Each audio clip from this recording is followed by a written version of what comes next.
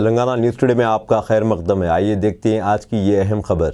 जुबान की लफ्ज़िश से additional DCP west zone Mohammad Ashfaq को मांगनी पड़ी माफ़ी।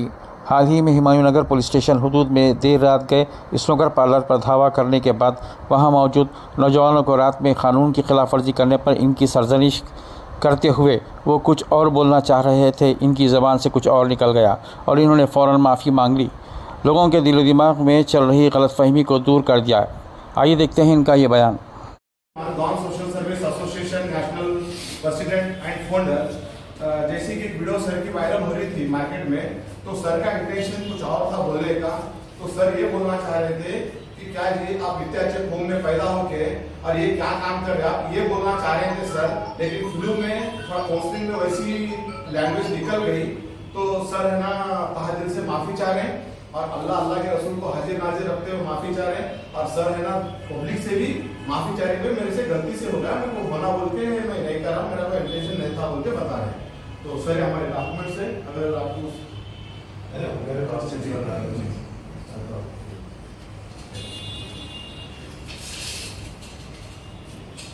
जो स्नूकर पार्लर में जो रेड करके रात देर के लोगों को पकड़ा गया, उसमें पूरा चलाने वाले मुस्लिम गाड़ी वाले साहब थे और उसमें पूरे बच्चे जो मुस्लिम थे।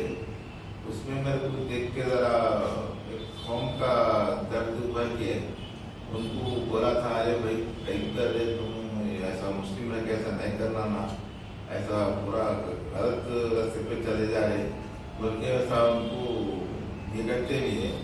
वो मैं इतनी अच्छी फॉर्म में गलत लोग पैदा हो जा रहे बोल के बोलने का मेरा मतलब था। वो गलती से अपने ज़बान में वो ज़रा उलट गया। वो ज़बान मेरा बोलने का मकसद अपनी अच्छी फॉर्म में गलत लोग पैदा हो जा रहे बोलने का मतलब था। तो उसको ज़रा अल्फाज नीचे ऊपर हो गए। हमारी नीयत वैसी नहीं है। अगर मेरे को कौम का जज्बा है बोल के मैं वो बात करा, आप पहले से वीडियो देखे तो कौम के जज्बे से बात करा। मैं कौम के जज्बे से बात करने के बाद मैं अपनी कौम को, मेरा बोलने का मतलब ही नहीं है। थोड़े जो लोग हैं वो गलत मेरे को डाउन करने के लिए ऐसा कुछ जो गलत जो चला रहे हैं, धंधे कर रहे हैं, वो लोग मेरे खिलाफ कुछ वायरल कर रहे हैं, उनके मानूंगा। इसलिए मैं यहाँ ये वीडियो अपने आर्गेनाइजेशन सर्विस आके मेरे को तो मैं उसकी सलाह कर रहा हूँ।